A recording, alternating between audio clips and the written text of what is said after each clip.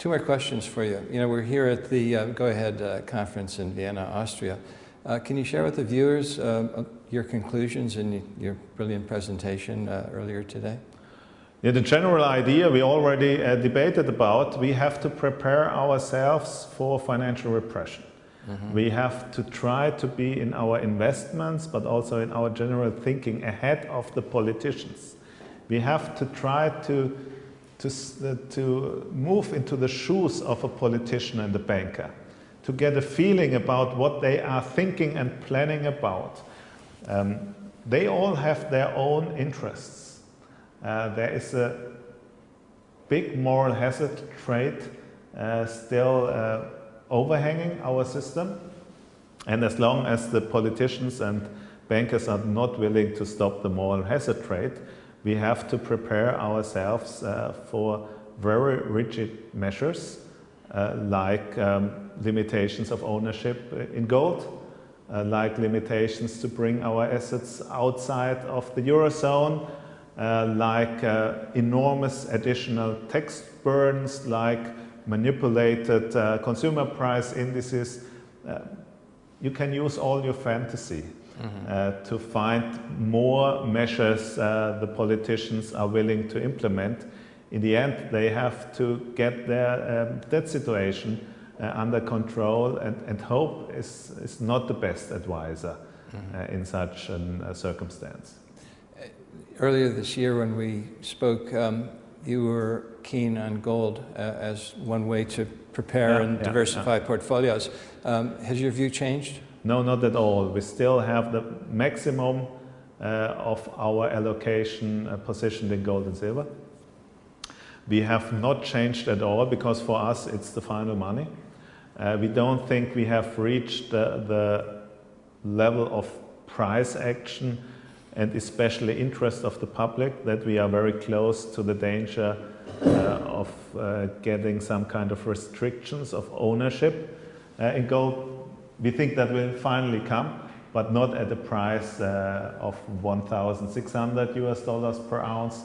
Perhaps if we have reached levels around 5,000, all your neighbors are, when all your neighbors are debating gold and silver with you the same way they were debating internet stocks some 11 years ago.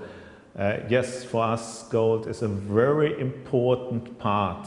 It's one of these pots and pockets of security where we are investing our clients' money in. I said that was the last question, but if you could just clarify, what do you mean by restrictions of ownership? How do you see that playing out?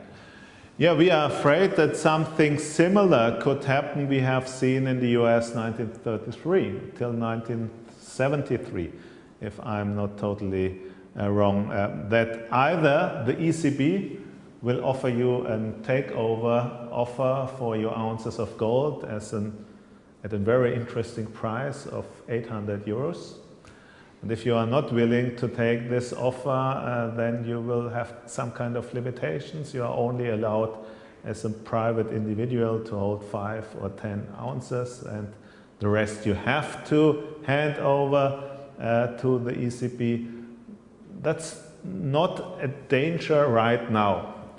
But if people discover gold as their final money, if they realize we are getting closer to situations we have seen in Turkey in the 90s, that they have to take their euro money from the account as soon as it comes in via your salary or your retirement system, and have to change it into something with a more prudent base, and such a base then in our view only can be gold, because all other trustworthy currencies are far too small for our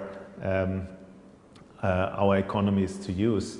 Then there is clearly a risk that something. So you see this within the broader context of what you were saying could be capital controls. Exactly. This would be one element of more restrictions and limitations placed on the free market by government. Absolutely. If the government is defining interest, which is not generating positive real return, then it's like the law of Pascal.